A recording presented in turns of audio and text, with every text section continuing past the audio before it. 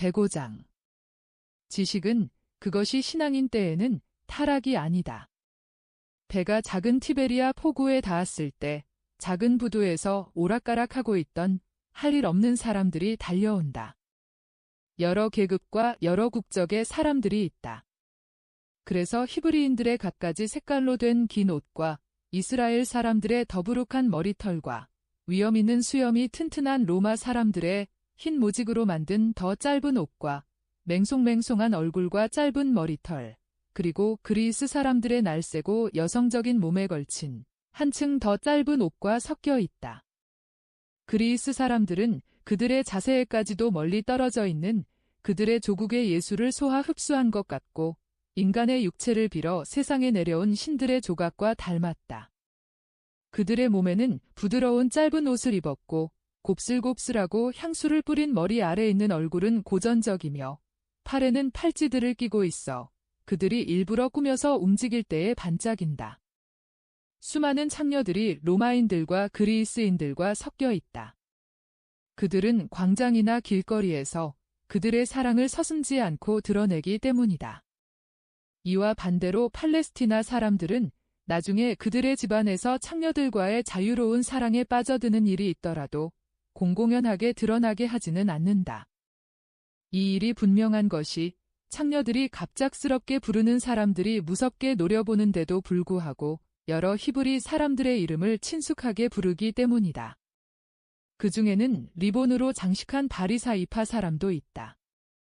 예수께서는 시내를 향하여 가장 멋부리는 군중이 더 많이 있는 그리로 바로 향하여 가신다. 멋을 부리는 군중이란 대부분이 로마 사람과 그리스 사람이고 약간의 헤로데의 궁인과 다른 사람들인데 시돈과 띠로와 상점들과 배들에 대해서 말하는 것으로 보아 그 도시들 쪽 페니키아 해안에 부유한 상인들인 것 같다.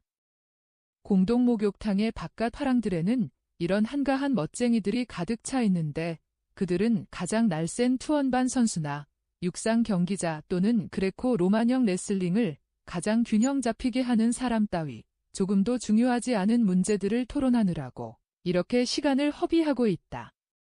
또는 유행과 연회 이야기를 하고 가장 아름다운 창녀와 귀부인들을 청하러 가서 즐거운 소풍을 위한 약속을 한다. 그 창녀들과 귀부인들은 향수를 뿌리고 머리를 지지고 공동 목욕탕이나 호화로운 저택에서 나와 마치 응접실 모양으로 전부 대리석으로 장식된 티베리아의 이 중심지로 흩어진다. 이 일행이 지나가는 것은 자연 대단한 호기심을 불러일으킨다. 이 호기심은 어떤 사람이 예수를 가이사리아에서 본 일이 있기 때문에 알아볼 때에나 어떤 사람이 막달라 마리아를 알아볼 때에는 극도로 커진다. 그러나 막달라 마리아는 겉옷으로 몸을 폭 감싸고 이마와 뺨에까지 아주 낮게 내려오는 흰 베일을 쓰고 걸어간다. 그래서 이렇게 베일을 쓰고 더구나 머리를 숙이고 있기 때문에 그의 얼굴은 그리 잘 보이지 않는다. 저 사람은 발레리아의 어린 딸의 병을 고쳐준 나자렛 사람이야 하고 한 로마인이 말한다. 나도 기적을 보았으면 좋겠다 하고 다른 로마인이 대답한다. 나는 저 사람이 말하는 것을 듣고 싶네. 저 사람은 위대한 철학가라는군. 우리 말 좀 해달라고 해볼까? 하고 그리스인이 묻는다. 테오다트, 상관하지 마라. 저 사람은 바람만을 설교한단 말이야. 저 사람은 풍자시를 읊은 비극 배우였으면 어울렸을 거야 하고 다른 그리스 사람이 대답한다. 걱정 마라, 아리스토블. 저 사람은 구름에서 내려와서 육지로 가는 거야? 저 사람이 젊고 아름다운 여자들에 둘러싸여 있는 걸 보나? 하고 한 로마인이 농담을 한다. 아니, 저 여자는 막달라의 마리아야. 하고 한 그리스 사람이 외친다. 그리고 루치우스, 코르넬리우스, 티투스. 아니 보라고, 마리아야. 하고 부른다. 천만에 마리아가 아니야. 마리아가 저런 차림을 하고 있다니. 자네 취했나? 마리아라니까. 저렇게 변장하고 있어도 나는 잘못 볼 수 없어. 로마인들과 그리스인들은 회랑과 분수가 많은 광장을 비스듬히 건너질러 가는 사도들의 집단 곁으로 모여온다. 여자들도 구경꾼들과 합류한다.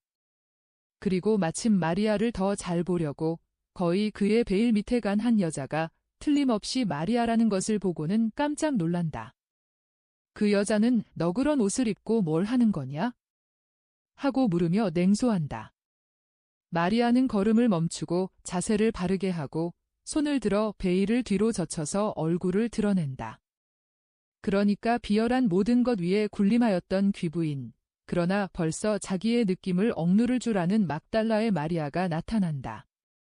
그래, 나야 하고 매우 아름다운 눈을 반짝이며 굉장히 아름다운 목소리로 말한다. 나예요. 그리고 내가 이 성인들과 함께 있는 것을 부끄러워한다고 당신들이 생각하지 말라고 베일을 벗은 겁니다. 오. 마리아가 성인들과 함께 있다니. 아니 그 사람들 그냥 내버려두라고. 너 자신을 모욕하지 말고. 하고 그 여자가 말한다. 나 자신을 모욕한다고 나는 지금까지 그랬어. 그러나 이제는 모욕을 당하는 사람이 아니야? 아니, 너 미쳤니? 그렇지 않으면 변덕이라도 부리는 거냐? 하고 그 여자가 말한다. 로마 사람 하나가 마리아를 흘낏 바라다보며 건방진 투로 말한다. 나하고 같이 가자. 인생을 괴롭혀서 을신연스럽게 만드는 그 수염 달린 공녀 같은 사람보다 내가 더 아름답다. 인생은 아름답다. 승리다. 기쁨의 대향연이다. 오너라. 내가 모든 사람보다 뛰어나게 너를 행복하게 해줄 수 있다 하고 얼굴이 뾰족하지만 기분 좋게 생긴 약간 갈색 머리의 젊은이가 말하며 마리아를 만지려고 한다. 비켜요. 나를 만지지 말아요. 당신이 제대로 말했어요. 당신들이 하는 생활은 흠뻑 마시고 즐기는 생활이고 그것도 가장 부끄러운 통음난무의 생활이에요. 나는 그것에 실증이 나요. 얼마 전만 해도 그게 내 생활이었는 걸 우하고 그리스 사람이 대답한다. 이제는 처녀인 채 하는 구먼하고 헤로데 당원이 놀린다. 너는 성인들을 망친다. 내 나자렛 선생은 너하고 있으면 그의 후광을 잃을 거다. 우리와 같이 가자 하고 어떤 로마 사람이 계속 말한다. 당신들이 나와 같이 선생님을 따르시오. 이젠 짐승 노릇 그만두고 적어도 사람들 같이나 되시오. 일제히 웃고 놀리는 소리가 마리아에게 대답한다. 어떤 늙은 로마인만이 이렇게 말한다. 여인을 존중하게. 이 여자는 그가 하고 싶은 대로 할 자유가 있어? 나는 이 여자를 변호하네. 선동정치가. 이 양반 말 들어보라고. 어제 저녁 마신 술 때문에 몸이 아픈 겁니까? 하고 한 청년이 묻는다. 아니야. 등이 아파하는 걸 보면 심기증 환자야 하고 다른 사람이 대답한다. 긁어달라고 나자렛 사람에게 가보시오. 자네들하고 교제해서 묻힌 진흙을 긁어내 달라고 그리로 가겠네 하고 노인이 대답한다. 아이고. 그리스푸스가 60살에 난봉을 부렸다네. 하고 많은 사람이 그를 빙 둘러싸고 놀린다. 그러나 그리스푸스라고 불린 사람은 비웃음은 아랑곳하지 않고 선생님 계신 곳으로 가는 막달라 마리아의 뒤로 걸어가기 시작한다. 예수께서는 어떤 광장의 두 쪽에 걸쳐 있는 반원형의 매우 아름다운 건물의 그늘로 들어가셨다. 그리고 예수께서는 티베리아에 그것도 그런 사람들과 같이 왔다고 비난하는 율법교사와 벌써 다투고 계시다. 그러면 당신은 왜 여기 와 있소? 왜 내가 티베리아에 온 것을 비난하오? 그리고 티베리아에도 아니 다른 데보다도 여기에 구해야 할 영혼이 더 많다고까지 말하겠소 하고 예수께서 대답하신다. 그 영혼들은 구원받을 수가 없습니다. 그들은 이방인들이고 이교도들이고 죄인들입니다. 나는 죄인들을 위해서 왔소. 참 하느님을 알게 하려고. 모든 사람에게. 나는 당신을 위해서도 왔소. 나는 선생도 구세주도 필요 없어요. 나는 깨끗하고 유식하니까요. 당신이 적어도 당신의 처지를 알 만큼 유식했으면 좋겠소. 그런 선생은 창녀와 같이 다니는 것이 얼마나 선생에게 불리한지 알았으면 좋겠군요. 나는 이 여자를 대신해서 당신을 용서하오. 이 여자는 겸손으로 그의 죄를 없애고 있소. 그런데 당신은 교만으로 당신의 잘못을 곱절로 만들고 있소. 나는 죄가 없어요. 당신은 가장 큰 죄를 가지고 있소. 당신은 사랑이 없소. 율법교사는 락가라고 말하고 예수께 등을 돌린다. 선생님, 제 탓입니다. 하고 막달라 마리아가 말한다. 그리고 성모 마리아가 창백해지시는 것을 보고 괴로워한다. 용서해 주세요. 저 때문에 아드님이 모욕을 당하십니다. 제가 물러가겠습니다. 아니다. 너는 그대로 남아 있어라. 내 명령이다 하고 위압적인 목소리로 말씀하신다. 그리고 눈이 하도 빛나고 몸 전체에 얼마나 큰 지배력이 느껴지는지 거의 쳐다볼 수 없을 지경이다. 그런 다음 더 부드럽게 말씀하신다. 너는 그대로 남아 있어라. 그리고 누가 내 곁에 있는 것을 견디지 못하겠다면 그 사람만 가라고 해라. 그리고 예수께서는 도시의 서쪽을 향하여 다시 길을 떠나신다. 선생님. 하고 막달라 마리아를 변호한 뚱뚱하고 나이 많은 로마인이 외친다. 예수께서 돌아다 보신다. 저들이 선생을 선생님이라고 부릅니다. 그런데 나도 선생을 선생님이라고 부릅니다. 나는 선생님이 말씀하시는 것을 듣기를 바랐습니다. 나는 반은 철학자이고 반은 쾌락 추구자입니다. 그러나 선생님은 아마 나를 성실한 사람을 만드실 수 있을 것입니다. 예수께서 그를 똑바로 바라다보시고 말씀하신다. 나는 천한 인간의 동물성이 판을 치고 극도로 업신여기는 이 도시를 떠납니다. 그리고 다시 걷기 시작하신다. 그 사람은 예수의 걸음이 빠르고 그는 뚱뚱하고 늑스구레하며 또 악습으로 인하여 둔해졌기 때문에 뒤에서 땀을 흘리며 애를 쓴다. 베드로가 뒤돌아보고 그 일을 예수께 알린다. 걸으라고 내버려 두어라. 걱정하지 말고. 조금 후에는 가리오 사람이 말한다. 그렇지만 그 사람이 우리를 따라오는데요. 이것은 좋지 않습니다. 왜? 동정으로 그러느냐, 아니면 다른 동기로 그러느냐? 그 사람을 동정해서요? 아닙니다. 조금 더 뒤에는 아까의 율법교사가 다른 유다인들과 같이 우리를 따라오고 있기 때문입니다. 그 사람들 하는 대로 내버려 두어라. 그러나 너는 너보다는 그 사람을 더 동정하는 편이 더 나았을 것이다. 선생님을 동정하는 것입니다. 아니라 너를 동정하는 것 말이다. 내 감정을 알아차리고 그것을 인정할 만큼 솔직해라. 저는 정말 저 늙은 사람을 동정합니다. 선생님을 따라오느라고 애를 쓰고 있습니다. 아시겠습니까? 하고 베드로가 땀을 뻘뻘 흘리며 말한다. 완전을 따라가려면 언제나 애를 쓰는 법이다.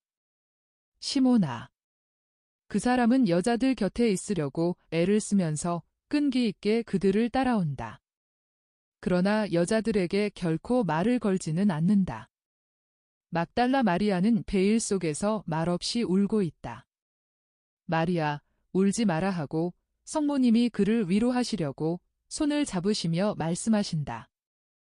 이 다음에는 세상 사람들이 너를 존경할 거야. 처음 얼마 동안이 제일 힘든 거야? 아이고. 저 때문에 그러는 것이 아닙니다. 선생님 때문에 그러는 것입니다. 만일 저 때문에 선생님이 해를 입으시면 저 자신을 용서하지 않겠습니다. 율법교사가 한 말을 들으셨습니까? 저는 선생님의 명예를 위태롭게 합니다. 가엾어라. 그러나 그런 말들은 내가 예수에게로 올 생각을 하기도 전에 예수 주위에서 뱀들만큼이나 새액새액 휘파람 소리를 냈다는 걸 모르느냐? 시몬이 말한 건데 작년에 벌써 예수가 전에 죄녀였던 여자 문둥병자를 고쳐주었기 때문에 그 일로 해서 그들이 예수를 비난했단다. 그 여자는 예수의 어머니인 나보다도 더 나이 많은 사람이고 또 기적을 행할 때에 보고 그 뒤에는 한 번도 본 적이 없는데 말이다. 그러나 내 자매 중에 한 사람인 불행한 여자가 구원을 받으려고 고운 내에 갔었기 때문에 예수가 그곳에서 피해 나와야 했다는 것을 모르느냐? 예수가 죄가 없는데 그들이 어떻게 그를 비난하겠니? 거짓말로 하겠지? 그런데 그 거짓말을 어디서 얻어내겠니? 사람들 가운데에 다하고 있는 그의 사명에서 찾아낸다. 착한 행위를 그들은 죄의 증거라고 내놓는다. 그래서 내 아들이 무슨 일을 하건 그들에게는 그것이 언제나 잘못일 것이다. 만일 내 아들이 외진 오두막집에 틀어박혀 있으면 하느님의 백성을 소홀히 하는 잘못을 저지를 것이고 하느님의 백성에게로 내려오면 그렇게 하는 것이 잘못일 것이다. 그들이 보기에는 내 아들이 항상 잘못하는 것이다.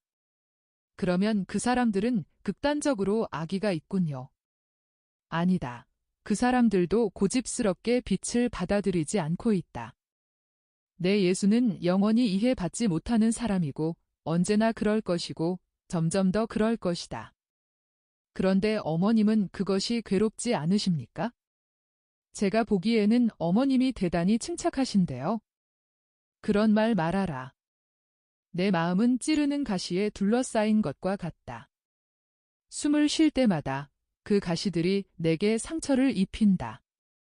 그러나 내 아들이 그걸 알아서는 안 된다. 나는 아들을 내 침착으로 뒷받침해 주려고 그렇게 보이게 하는 것이다. 어미가 그의 기운을 돋워주지 않으면 내 예수가 어디에서 위안을 얻을 수 있겠니? 그렇게 한다고 모욕을 당하거나 중상을 입지 않고 누구의 가슴에 머리를 기댈 수 있겠니? 그러니까 내가 벌써 내 마음을 괴롭히는 가시와 외로울 때에 내가 삼키는 눈물은 고려하지 않고 내 아들을 더 걱정 없게, 더 안심하게 하기 위해서 어떤 대가를 치르더라도 우아한 사랑의 겉옷을 입고 미소를 보이는 것이 마땅하다. 증오의 물결이 하도 심해서 어미의 사랑도 소용이 없게 될 순간까지 말이다. 눈물 두 줄기가 성모님의 창백한 얼굴에 흘러내린다. 두 자매는 심한 충격을 받고 성모님을 쳐다본다. 그렇지만 선생님께는 선생님을 사랑하는 저희가 있습니다. 사도들도 있고요 하고 성모님을 위로하려고 마르타가 말한다. 그래, 너희들이 있고 사도들이 있다. 아직 그들이 맡은 일을 감당하기에 이르지는 못했지만 그리고 내 아들이 모두 다 알고 있기 때문에 내 고통은 더 심하다. 그러면 선생님은 제가 필요하다면 저를 제물로 바치기까지 선생님께 순종하고자 한다는 것도 알고 계시겠군요. 하고 막달라 마리아가 묻는다. 알고 있다. 너는 그의 힘드는 길에 큰 기쁨이 된다. 오, 어머님. 하고 막달라 마리아는 성모님의 손을 잡고 감격하여 입맞춤한다. 티베리아는 변두리의 정원들로 끝난다. 그 저쪽으로는 가나로 가는 먼지 투성이의 길이 있는데 한쪽에는 과수원들이 있고 또 한쪽에는 여름 해가 쨍쨍 내리쬐는 풀밭과 밭들이 이어진다. 예수께서는 과수원 한 군데에 들어가셔서 잎이 우거진 나무 그늘에서 걸음을 멈추신다. 여자들이 예수 계신 곳으로 가고 뒤이어 숨을 헐떡이는 로마 사람이 그리로 오는데 그 사람은 정말 기진맥진하였다. 그 사람은 약간 떨어져 있으면서 말은 하지 않고 바라다 본다. 쉬는 동안 음식을 먹도록 하자 하고 예수께서 말씀하신다. 여기엔 우물이 있고 아주 가까이 농부도 한 사람이 있다. 저 사람에게 가서 물을 좀 달라고 청해라. 요한과 타데오가 그리로 간다. 그들은 꼭대기까지 물이 가득 찬 물병을 가지고 돌아오는데 뒤에는 농부가 따라와서 훌륭한 무화과들을 드린다. 하느님께서 이 호의를 건강과 추수로 갚아주시길 바랍니다. 하느님께서 선생님을 보호하십니다. 선생님이시지요? 그렇습니다. 여기서 말씀하시겠습니까? 그것을 바라는 사람이 아무도 없는데요. 선생님, 제가 있습니다. 목마를 때 아주 맛이 좋은 물보다도 더 원합니다 하고 로마 사람이 외친다. 목이 마릅니까? 몹시 마릅니다. 저는 시내에서부터 선생님을 따라왔습니다. 티베리아에는 맑은 물이 나오는 샘이 많은데요. 선생님, 오해하지 마십시오. 또는 그러는 체하지 마십시오. 저는 선생님의 말씀을 들으려고 따라왔습니다. 그러나 왜 따라오셨습니까? 왜 그런지, 어떻게 돼서 그런지 모르겠습니다. 저 여자를 보고 그랬습니다. 그러면서 막달라 마리아를 가리킨다. 모르겠습니다. 무엇인가 제게 저분이 내가 아직 알지 못하는 것을 내게 말해준 것이다 하고 말하는 것이었습니다. 그래서 왔습니다. 저분에게 물과 무화과를 드려라. 몸에 기운을 내시게. 그러면 정신은요? 정신은 진리로 기운을 냅니다. 저는 그 때문에 선생님을 따라왔습니다. 저는 지식에서 진리를 찾았습니다. 그런데 타락을 찾아냈습니다. 학설에는 아무리 훌륭한 학설에도 항상 좋지 않은 어떤 것이 있습니다. 저는 그것이 실증이 나도록, 그리고 내가 살고 있는 지금 이 순간 말고는 다른 장래가 없는 혐오감을 주는 인간으로까지 타락했습니다. 예수께서는 사도들이 갖다 드린 빵과 무화과를 드시면서 그 사람을 유심히 바라다 보신다. 식사는 이내 끝났다. 예수께서는 앉으신 채로 마치 단순히 당신 사도들을 가르치시는 것처럼 말씀하신다. 농부도 바로 곁에 그대로 있다. 일생 동안 진리를 찾는데도 그것을 찾아내지 못하는 사람이 많다. 그들은 청동판을 눈에 갖다 대고 보기를 원하며 경련적으로 더듬어서 점점 더 진리에서 멀어지거나 미친 듯이 찾는 중에 옮기거나 진리 위에 떨어뜨려서 그것을 가리는 미친 사람들과 같다. 그들은 진리가 있을 수 없는 곳에서 진리를 찾기 때문에 이런 일을 당할 수밖에 없다. 진리를 발견하기 위해서는 지능과 사랑을 합쳐야 하고 사물을 현명한 눈으로만 볼 뿐 아니라 착한 눈으로도 보아야 한다. 착함은 지혜보다 더 값있는 것이기 때문이다. 사랑하는 사람은 항상 진리로 가는 길을 가지게 된다. 사랑한다는 것은 육체를 즐기는 것이 아니고 육체로 즐기는 것도 아니다. 그것은 사랑이 아니라 유욕이다. 사랑은 영혼과 영혼 사이, 높은 부분과 높은 부분 사이의 애정이다. 이 애정을 통해서 사람은 아내를 종으로 보지 않고 자녀를 낳는 여자로 오직 이것으로만 본다. 즉, 남자와 하나의 전체를 이루어 생명을, 여러 생명을 만들어낼 수 있는 반쪽으로 보는 것이다. 즉, 남자의 어머니여, 자매여, 딸이며, 경우에 따라서는 갓난아기보다도 더 약하거나 사자보다도 더 강하며 어머니와 자매와 딸로서 신뢰하고 보호하는 존경으로 사랑해야 할 아내로 보는 것이다. 내가 말하는 것이 아닌 것은 사랑이 아니라 타락이다. 그것은 사람을 위로 데려가지 않고 아래로 끌고 가며 빛으로 데려가지 않고 어두움으로 이끌어가며 별로 데려가지 않고 진흙탕으로 끌어간다. 이웃을 사랑할 줄 알기 위하여 아내를 사랑해야 하고 하느님을 사랑할 줄 알기 위하여 이웃을 사랑해야 한다. 여기서 진리의 길은 발견된 것이다. 진리를 찾는 사람들아, 진리는 여기에 있다. 진리는 하느님이시다. 이것이 지식을 이해하는 비결이다. 하느님의 가르침 외에는 결함 없는 학설이 없다. 사람이 그에게 해답을 주실 하느님을 모시고 있지 않으면 어떻게 그의 의문에 대한 해답을 줄 수 있는가? 모든 것을 창조하신 최고의 장인이 아니고서는 누가 우주의 신비를 그저 순전히 그 신비만이라도 꿰뚫어 볼 수 있느냐? 어떻게 사람이라는 살아있는 기적을 이해하겠느냐? 그 안에 동물적인 완전과 영혼이라는 불멸의 완전히 혼합되어 있는 사람, 만일 우리 안에 살아있는 영혼을 가지고 있으면, 즉 짐승의 가치까지도 떨어뜨릴 만한 그런 잘못을 사람이 저지르면서도 오히려 그런 짓을 하는 것을 자랑하는 그런 잘못을 하지 않는 영혼을 가지고 있으면 우리가 신들이 되는 그 인간을 어떻게 이해하느냐 말이다. 진리를 찾는 사람들아, 나는 너희들에게 욥이 한 것과 같은 말을 하겠다. 마소에게 물어보아라. 그놈들이 너를 가르쳐 줄 것이다.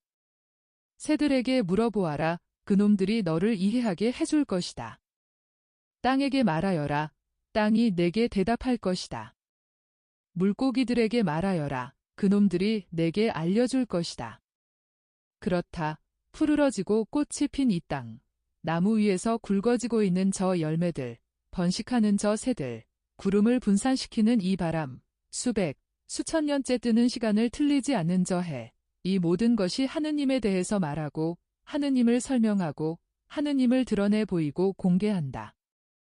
만일 지식이 하느님께 근거를 두지 않으면 오류가 되어 사람을 고상하게 만들지 못하고 오히려 천하게 만든다. 그러나 지식이 신앙인 때에는 타락이 아니다. 하느님을 통해 아는 사람은 그의 품위를 느끼고 그의 영원한 장래를 믿기 때문에 타락하지 않는다. 그러나 실제의 하느님을 찾아야 한다. 신들이 아니라 아직 정신적인 무지의 기적 위에 쌓여있는 사람들의 망상인 환상들을 찾아서는 안 된다. 이들에게 그들의 종교의 지혜의 그림자도 없고 그들의 믿음의 진리의 그림자도 없다. 나이에 상관없이 누구나 다 지혜롭게 될 수 있다. 이것도 욥서에 있는 말이다. 저녁 때에도 한낮의 빛과 같은 빛이 너를 위하여 떠오를 것이고 내가 끝장이 났다고 생각할 때에 샛별과 같이 내가 일어날 것이다. 너를 기다리는 바람으로 너는 자신만만하게 될 것이다. 진리를 찾아내려면 착한 뜻만 있으면 된다. 그러면 진리가 언젠가는 발견될 것이다. 그러나 발견하고 난 다음에 이스라엘의 고집불통인 사람들을 본받아서 그 진리를 따르지 않는 사람은 불행하다. 이스라엘의 고집쟁이들은 하느님을 찾아내는 데 필요한 길잡이, 즉 내게 대해서 성서에서 말한 모든 말을 벌써 가지고 있으면서도 진리를 인정하고자 하지 않고 그것을 미워하며 그들의 지성과 마음의 퉁명스러운 증오와 틀에 박힌 말투를 쌓아 올린다. 그들은 승리의 행진이라고 생각하지만 사실은 형식주의와 원한과 이기주의에 예속시키는 발걸음에 지나지 않는 그들의 걸음 밑에서 그들의 무게로 인하여 땅이 갈라지리라는 것을 알지 못한다. 그들은 여러 민족들이 그들의 행동의 기준을 삼으려고 그들 스스로가 만들어 가진 이교보다도 더 죄되는 이교를 알고도 다른 죄인들이 가는 곳으로 떨어져서 삼켜질 것이다. 나로서는 이스라엘 자손들 가운데에서 뉘우치는 사람들을 물리치지 않는 것과 마찬가지고 그들에게 믿으라고 준 것을 믿고 마음속으로 저희에게 진리를 주십시오 하고 탄식하면서 말하는 저 우상 숭배자들도 물리치지 않는다.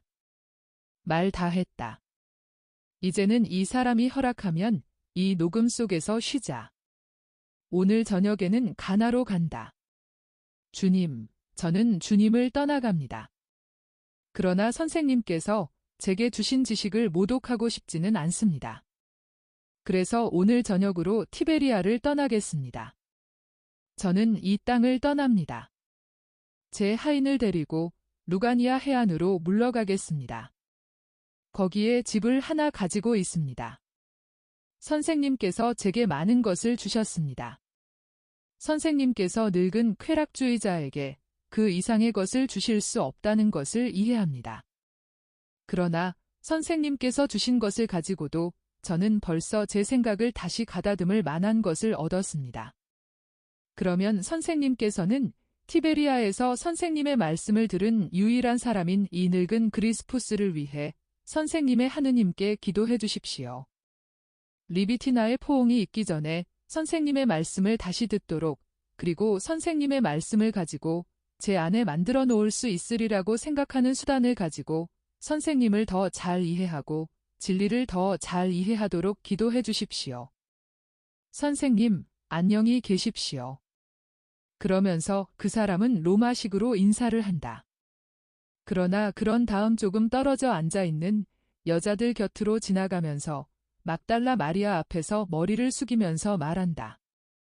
마리아, 고맙네. 자네를 안 것이 좋은 일이었네. 연회의 늙은 친구에게 자네는 그가 찾던 보물을 주었네. 자네가 벌써 도달한 그곳에 내가 다다르게 되면 그것은 자네 덕택일 걸세. 잘 있게. 그리고 떠나간다. 막달라 마리아는 놀라고 화나게 된 얼굴을 하고 가슴을 두 손으로 꼭 껴안는다. 그리고 무릎으로 예수 앞으로 기어간다. 오, 주님, 주님. 제가 선으로 인도할 수 있다는 것이 사실입니까? 오, 네, 주님. 너무나 친절하십니다. 그리고 몸을 구부리고 얼굴을 풀에대며 예수의 발에 입맞춤하고 다시 눈물로 예수의 발을 적신다. 이제는 막달라의 위대한 애인에 감사하는 눈물이다. 106장 가나의 집에서. 가나의 집은 예수께서 오신다고 해서 축제 분위기이다. 기적을 행하신 혼인잔치 때에 있었던 것보다 별로 못하지 않은 축제 분위기이다. 악사들이 없고 손님들도 없고 집은 꽃과 푸른 나뭇가지로 장식되지 않았다. 그리고 많은 손님들을 위한 식탁들도 없고 찬장들 곁에 주방장도 없고 포도주가 가득 들어있는 항아리들도 없다. 그러나 모든 것을 사랑이 능가한다. 그 사랑을 이제는 올바른 형태와 올바른 정도로 드린다. 즉, 아마 먼 친척이기는 하지만 결국 사람에 지나지 않는 손님에게 드리는 사랑이 아니라 그 참된 본질을 알고 그분의 말씀을 하느님의 말씀으로 공경하는 선생님이신 손님께 드리는 사랑인 것이다. 그래서 가나의 사람들의 마음은 흰 아마포 옷을 입고 정원 어귀의 땅은 푸르고 하늘은 노을이 저 붉은 가운데 나타나셔서 당신의 존재로 모든 것을 아름답게 하시고 인사를 하시는 사람들에게뿐 아니라 물건들에까지도 당신의 평화를 건네주시는 위대한 친구를 모든 힘을 기울여 사랑한다. 정말이지 그분의 파란 눈이 가는 곳마다 어디에나 장중하지만 명랑한 평화가 펴지는 것 같다. 지식이 그분의 입에서 흘러나오고 사랑이 그분의 마음에서 흘러나오는 것과 같이 그분의 눈동자에서는 깨끗함과 평화가 흘러나온다.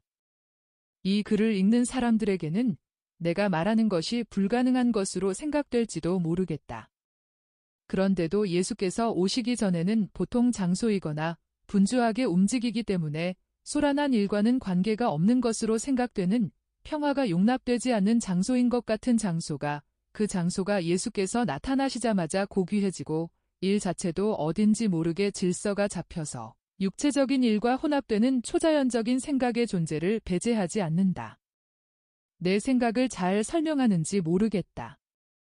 예수께서는 당신이 당하시는 어떤 사건 때문에 매우 걱정이 되는 때에도 결코 얼굴을 찌푸리시는 일이 없고 항상 위엄을 갖추시고 의젓하시고 그 초자연적인 품위를 당신이 움직이시는 주위에 전달하신다. 예수께서는 절대로 깜짝 놀랄 만큼 명랑하시지도 않고 우는 체하지도 않으시고 대단히 기쁠 때나 몹시 낙심되는 때에도 웃음으로 얼굴을 일그러뜨리시거나 침울한 얼굴을 보이시는 일이 결코 없다. 예수님의 미소는 흉내낼 수 없다. 어떤 화가도 그 미소를 절대로 재현하지 못할 것이다. 그 미소는 예수의 마음에서 발산하는 빛과 같아서 구속되는 한 영혼이나 완전에 가까이 가는 다른 영혼 때문에 더 기쁘실 때에는 빛나는 빛과 같다. 예수께서 친구들이나 제자들의 자발적인 행동을 칭찬하실 때나 그들과 가까이 계신 것을 기뻐하실 때에는 장밋빛 미소라고 말하고 싶다. 어린이들의 말을 들으시고 그들을 가르치시고 그들에게 강복하시려고 그들에게로 몸을 굽히실 때의 미소는 역시 빛깔로 표현하자면 천사의 미소와 같은 파란 미소라고 하겠고 육체나 정신의 어떤 불행을 보실 때에는 동정이 섞인 미소이며 끝으로 아버지나 당신 어머니에 대하여 말씀하실 때나 지극히 깨끗하신 그 어머니를 바라다 보시고 그분의 말씀을 들으실 때에는 하느님의 미소이다. 지극히 큰 고통을 당하시는 시간에도 예수께서 침울하신 것을 보았다고는 말하지 못하겠다. 배반을 당하심으로 인한 고민 중에도 피땀을 흘리신 괴로움 가운데에서도 순환의 고통 중에도 혹 슬픔으로 인하여 예수님의 미소에 매우 기분 좋은 찬란함이 사라진다 하더라도 그것으로 인하여 주름 없는 그분의 이마에서 빛나는 천국의 보석으로 꾸민 왕관과 같은 그 평화, 그 빛으로 예수님의 숭고한 인격 전체를 비추는 그 평화가 사라지지는 않는다.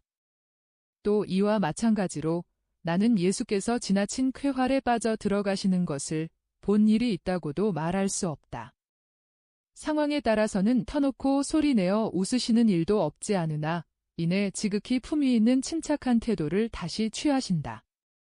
그러나 예수님이 웃으실 때에는 20살 먹은 젊은이의 얼굴이 되실 정도로 젊어지시고 그분의 솔직하고 낭낭하고 뉘앙스가 있는 아름다운 웃음의 결과로 세상이 다 젊어지는 것 같다. 나는 또 예수님이 일을 급하게 하시는 것을 보았다고도 말할 수 없다.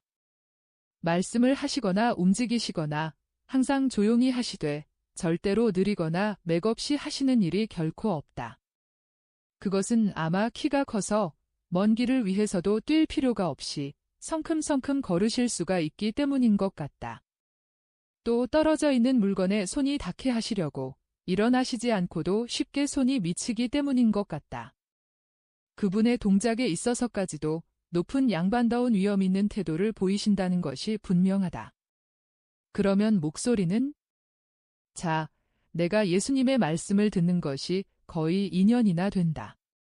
그런데도 어떻게나 예수님의 목소리를 연구하는데 골몰하는지 예수님이 말씀하시는 이야기 줄거리를 잃어버리는 일이 어쩌다 있을 지경이다.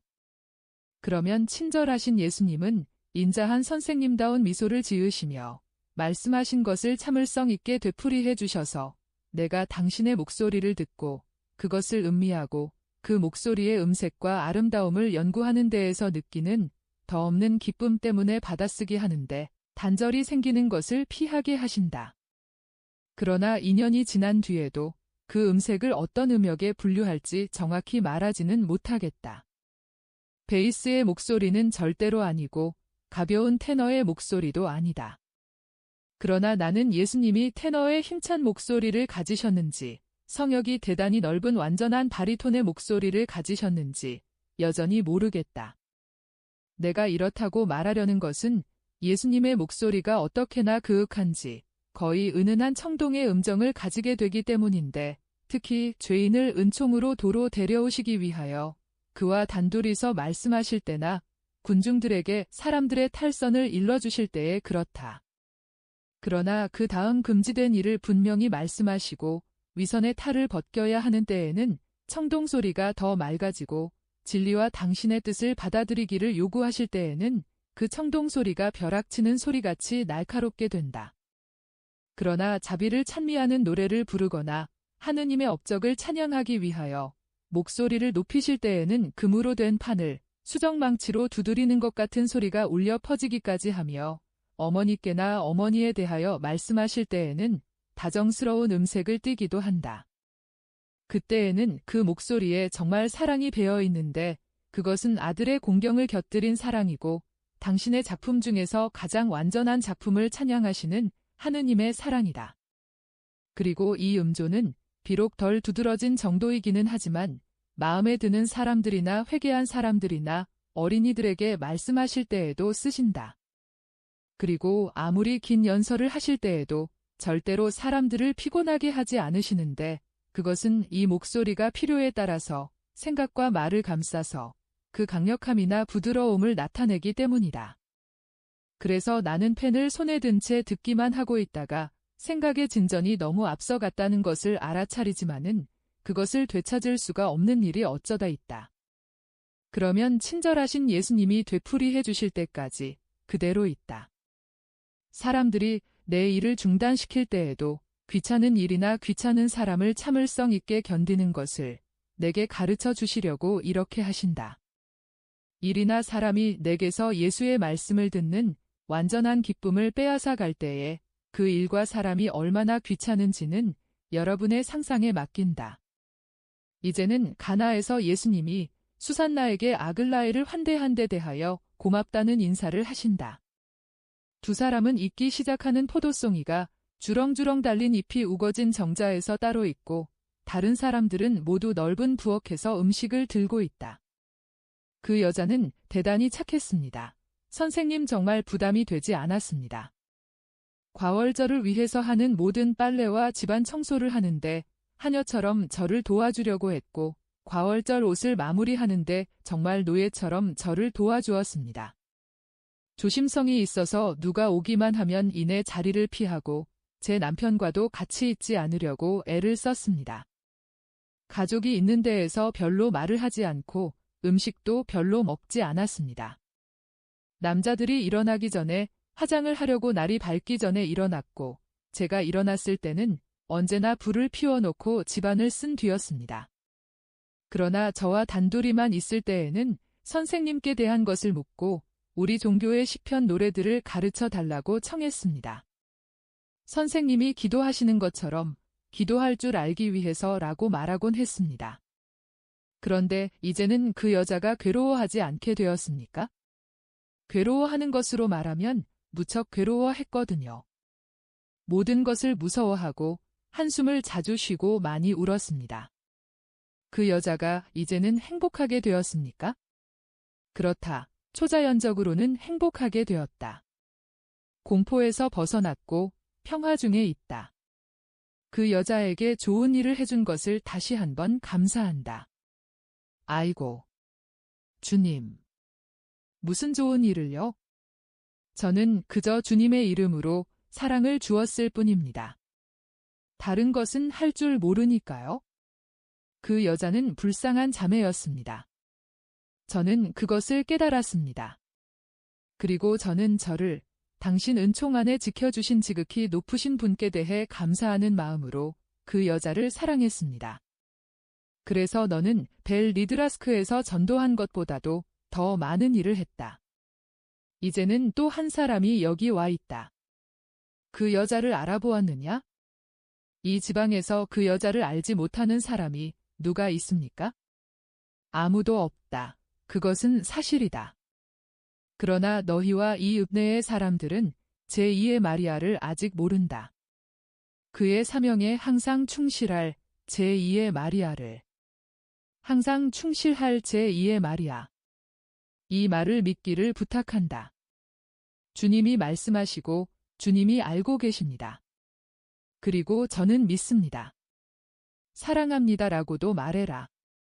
어떤 사람이 우리의 동족일 때에는 이교도라는 구실이 있는 어떤 사람보다 동정하고 용서하기가 더 어렵다는 것을 나는 안다. 그러나 집안에서 배교하는 것을 보는 고통이 더 컸다면 동정과 용서도 더 커야 한다. 나는 이스라엘 전체를 위하여 용서하였다 하고 예수께서는 말마다 하나하나를 떼어서 발음하시면서 말씀을 마치신다. 그래서 저도 용서하겠습니다. 제자는 선생님이 하시는 대로 해야 한다고 생각하기 때문입니다. 너는 진리를 터득하였다. 그래서 하느님께서 기뻐하신다. 다른 사람들 있는 곳으로 가자. 밤이 되어 간다.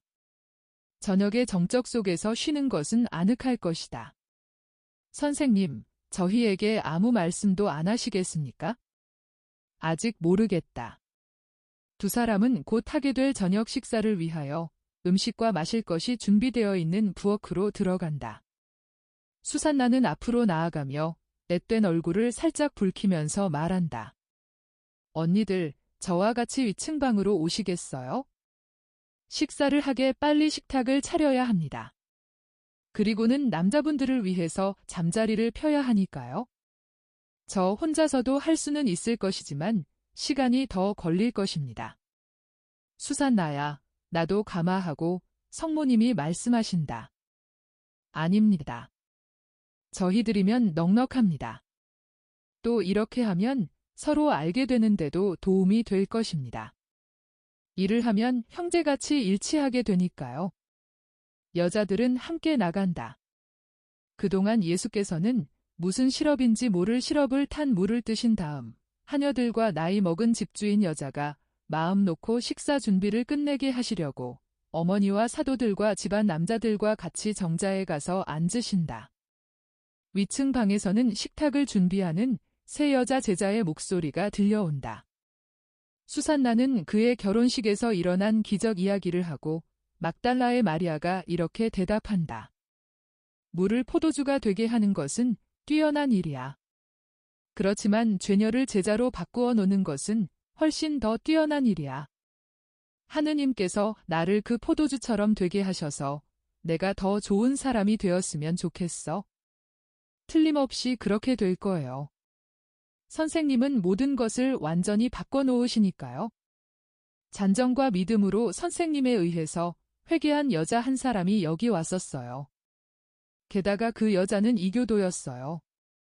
그러니 벌써 이스라엘에 속해 있는 언니에게 그런 일이 일어나리라는 걸 의심하실 수 있어요.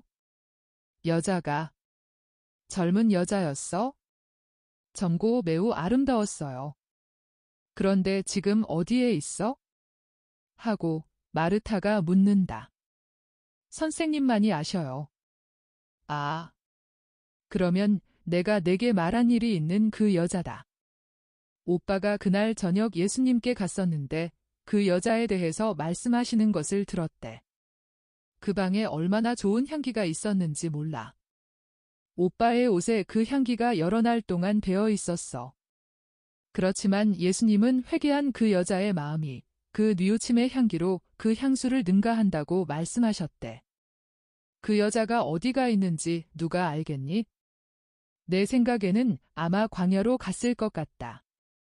그 여자는 광야에서 살고 있고 게다가 외국 여자야. 그런데 나는 여기 있고 또 알려져 있어? 그 여자의 속죄는 광야에서 사는 것이고 내 속죄는 나를 아는 세상 사람들 가운데에서 사는 거야. 나는 선생님과 같이 있기 때문에 그 여자의 처지가 부럽지 않아.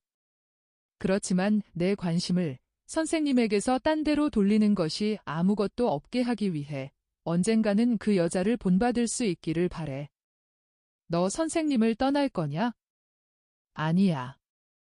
그렇지만 선생님이 가신다고 말씀하셔. 그때에는 내 영이 선생님을 따라갈 거야. 선생님을 모시고 있으면 나는 세상에 대항할 수 있어. 선생님을 모시고 있지 않으면 나는 세상이 무서울 거야. 나는 세상과 나 사이에 광야를 만들어 놓겠어. 그러면 오빠와 나는? 우린 어떡하니? 언니와 오빠가 고통 중에 한 것처럼 해 서로 사랑하고 또 나를 사랑하고. 그것도 얼굴을 붉히지 않고. 그때에는 언니와 오빠 단둘이겠지만 내가 주님과 같이 있다는 걸 알 거야. 그리고 주님을 통해서 언니와 오빠를 사랑한다는 걸. 마리아의 결심은 단단하고 분명하구먼 하고 그 말을 들은 베드로가 말한다. 그러니까 열성당원이 대답한다. 마리아는 아버지처럼 곧은 칼날과 같아. 얼굴 모습은 어머니를 닮았지만 불굴의 정신은 꼭 제 아버지야. 그런데 불굴의 정신을 가진 그 여인이 이제는 식사 준비가 다 되었다고 일행에게 말하려고 빨리 내려온다. 들판은 맑은 밤 속으로 사라진다. 그러나 지금 당장은 달이 없다. 다만 별들에서 오는 희미한 빛으로 컴컴한 나무 덩어리들과 흰 집덩어리들이 나타난다. 다른 것은 아무것도 없다.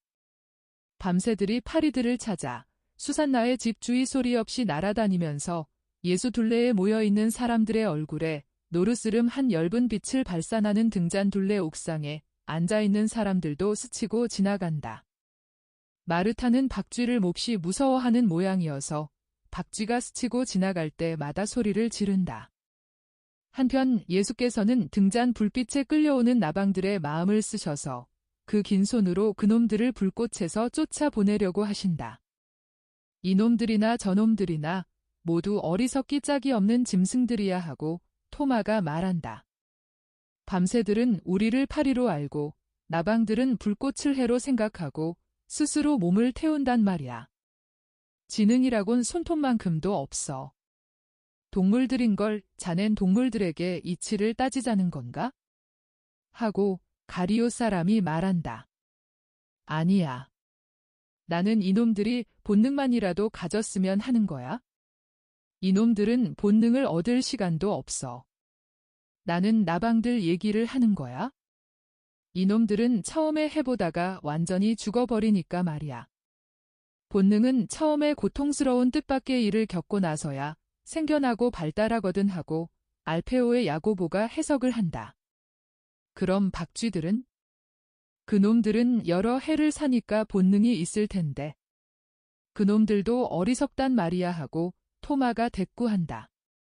아니다. 토마야. 사람들보다 더 어리석지는 않다. 사람들도 어리석은 박쥐 같은 때가 자주 있다. 그들은 괴롭히는 일에나 소용되는 물건들 둘레로 술 취한 사람처럼 날아 돌아다닌다. 아니, 오히려 파닥파닥하고 돌아다닌다. 봐라, 내 사촌이 겉옷을 흔들어서 한 마리를 떨어뜨렸다. 그놈을 내게 다오하고 예수께서 말씀하신다. 박쥐가 제베데오의 야고보의 발 앞에 떨어져 이제는 얼이 빠져서 땅바닥에서 무질서하게 움직이며 퍼덕거리고 있는데 그가 그놈의 막질의 날개를 두 손가락으로 집어서 더러운 걸레 모양으로 공중에 들어올려서 예수의 무릎에 갖다 놓는다. 이 무모한 놈 보아라. 가만 내버려 두어라.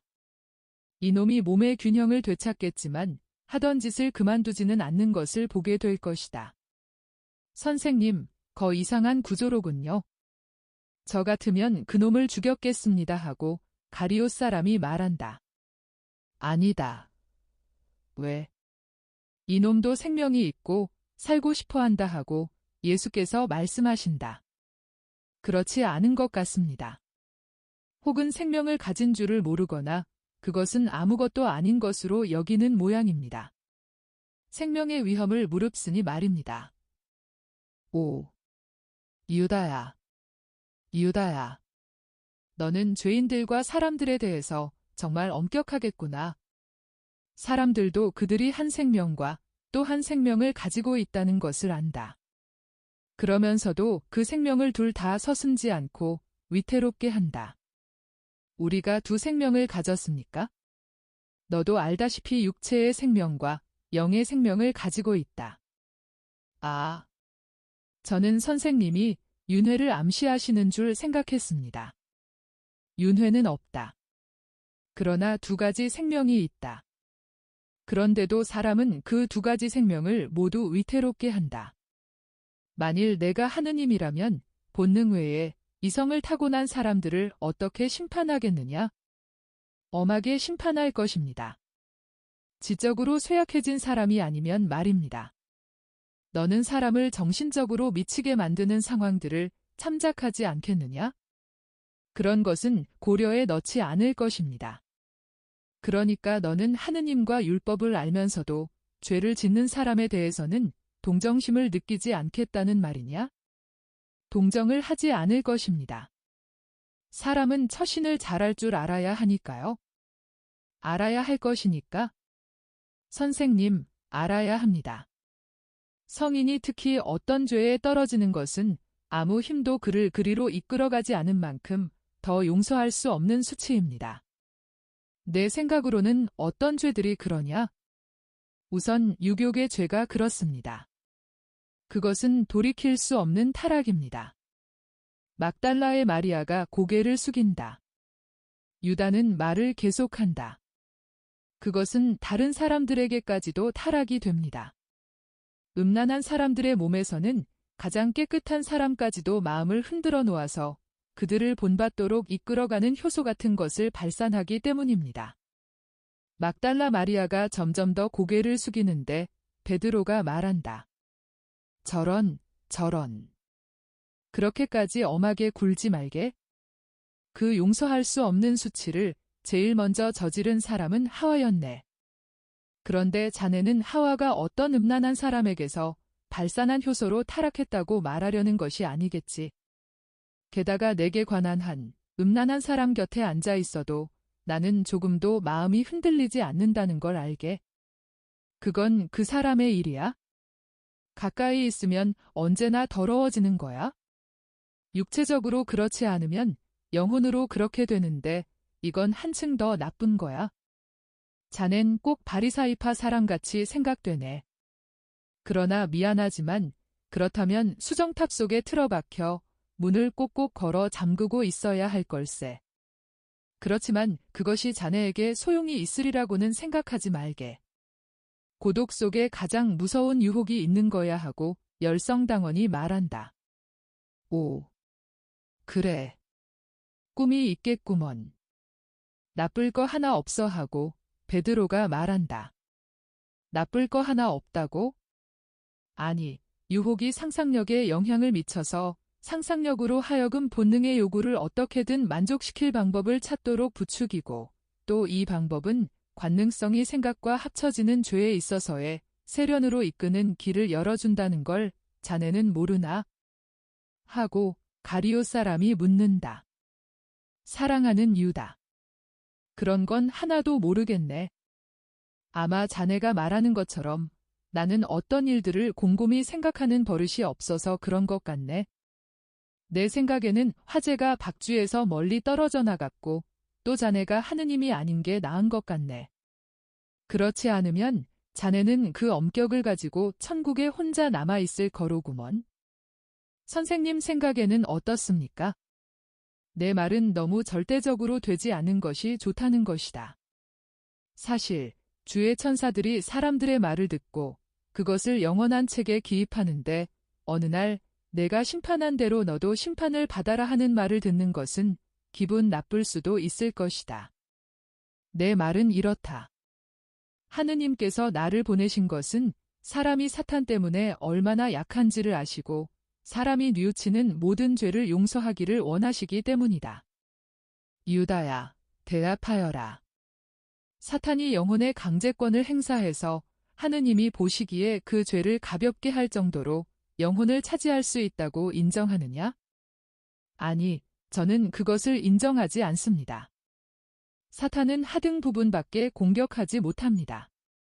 아니, 시몬의 유다, 자넨 하느님을 모독하는 말을 하는구먼. 하고 열성당원과 바르톨로메오가 거의 동시에 말한다. 왜? 무엇이 그렇다는 거야? 하느님과 성경의 말씀을 거짓이라고 부인하니까 그렇네. 성경에는 루치페르가 고등 부분도 공격한다는 말이 있고 하느님께서는 당신 말씀의 입을 통해서 우리에게 그 말씀을 수없이 하셨어 하고 바르톨로메오가 대답한다. 사람은 자유를 가지고 있다는 말도 있어 이것은 인간의 생각과 감정의 자유에는 사탄이 폭력을 행사할 수 없다는 뜻이야. 하느님께서도 그렇게 하지 않으시고 하느님께서 질서 자체이시고 성실 자체이시니까 그렇게 하지 않으시지. 그러나 사탄은 그렇게 하네. 사탄은 무질서이고 증오이니까 하고 열성당원이 말한다. 증오는 성실성과 반대되는 감정은 아니야. 자네 말을 제대로 하지 못했네. 나는 제대로 말했어. 왜냐하면 하느님께서는 성실 자체이시고 또 이 때문에 사람에게 행동을 주겠다고 하신 약속을 어기지 않으시지만 마귀는 사람에게 자유를 약속하지 않았으니까 그 약속을 어길 수 없기 때문이야. 그렇지만 마귀는 증오이고 또 그렇기 때문에 하느님과 사람에게 대든다는 것이 사실이야. 그리고 사람에게 공격을 가할 때에는 그의 육체 외에도 지적인 자유를 습격해서 그 생각의 자유를 예속과 마귀 들림으로 몰아가서 그 때문에 사람이 사탄에게서 해방되면 하지 않을 일들을 한단 말이야 하고 열성당원이 주장한다. 나는 그걸 인정하지 않아. 그럼 마귀 들린 사람들은 어때? 자넨 명백한 일을 부인하는구먼 하고 유다 타데오가 외친다. 마귀 들린 사람들은 귀머거리거나 벙어리거나 미친 사람들이지 음란한 사람들은 아니야. 자넨 그 악습밖에 생각하지 않네 그려하고 토마가 빈정거리며 말한다. 이 악습이 제일 많이 퍼져 있고 제일 품위를 떨어뜨리는 것이기 때문이야. 아, 나는 또 그것이 자네가 제일 잘 아는 것인 줄로 생각했었지 하고 토마가 웃으면서 말한다. 그러나 유다는 반항하려는 것처럼 발을 박차고 펄쩍 뛴다. 그러다가 자제하고 층계를 내려가 밭가운데로 멀어져 간다. 잠시 침묵이 흐른다. 그 다음에 안드레아가 말한다. 그 사람의 생각은 완전히 틀렸어. 사실 사탄이 사람에게 붙을 때에 눈, 귀, 말, 뇌 같은 감각 기능에만 영향을 미치는 것 같구먼. 그렇지만 선생님, 그렇다면 어떤 퇴폐는 어떻게 설명합니까? 가령 돌아 같은 사람이요. 아무에게 대해서도 애덕을 어기지 않기 위해서 내가 말하는 것처럼 그래서 하느님께서 거기 대한 상을 내게 주시기를 바란다마는 돌아 같은 사람 또는 유다가 분명히 그리고 정말 이웃 사랑하는 마음 없이 암시한 뒤에 우리 모두가 생각하는 것처럼 우선 마리아 같은 사람은 사람의 세 가지 능력에 대해 그의 능력을 떨치는 마귀에게 더 완전히 붙들려 있는 사람들이다. 이것이 가장 전제적이고 가장 교묘한 마귀들림이어서 이런 마귀들림에서는 정신이 여전히 별로 타락하지 않아서 아직 빛의 권유를 이해할 줄 아는 사람들만이 해방된다. 도라는 음란한 사람은 아니었다. 그런데도 구세주에게로 올 줄을 몰랐다. 여기에 차이가 있는 것이다. 마귀의 작용으로 머리가 돈 사람과 벙어리거나 귀머거리거나 눈먼 사람들의 경우에는 친척들이 내게 데려오려고 애를 쓰고 그런 생각을 하는데 정신에 마귀 들린 사람들의 경우에는 자유를 찾으려고 걱정하는 것은 그들의 정신밖에 없다. 그렇기 때문에 그들은 해방되는 외의 용서도 받는다. 그것은 그들의 의지가 우선 마귀 들린 것에서 벗어나기 시작했기 때문이다. 그러면 이제는 쉬러 가자. 마리아야, 너는 붙잡혀 있다는 것이 어떤 것인지 알고 있지? 이따금씩 원수의 행동에 동의해서 죄를 짓고 다른 사람들을 괴롭게 하는 사람들을 위해 기도해라. 그러겠습니다. 선생님. 그리고 원한을 품지 않고 그렇게 하겠습니다. 모두에게 평화. 수많은 토론의 원인을 여기에 내버려 두자. 어두움은 어두움과 더불어 밖에 밤속에 내버려 두자. 그리고 박쥐를 걸상 위에 내려놓으시니 박쥐는 날아가려고 첫 번 시도를 한다. 예수께서는 사도들과 같이 위층의 방으로 물러가시고 그동안 여자들과 집주인들은 아래층으로 간다.